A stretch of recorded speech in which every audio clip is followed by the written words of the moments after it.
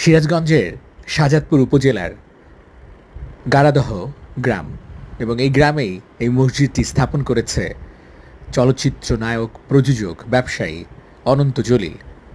এটি হচ্ছে তার স্ত্রী বর্ষার বাড়ি।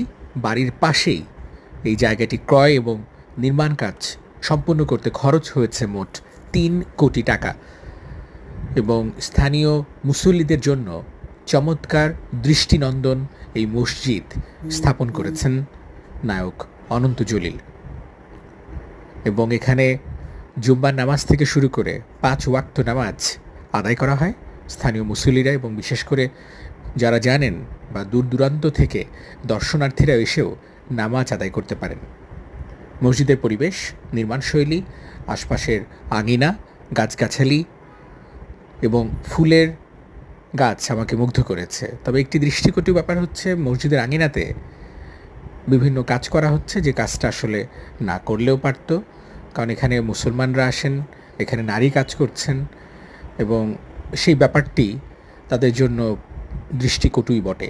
এবং আশপাশের পরিবেশটাও চমৎকার, কারণ এই পাশটাতেই নদী, করতোয়া শাখা নদী, ফুলজিয়ার নদী অবস্থিত।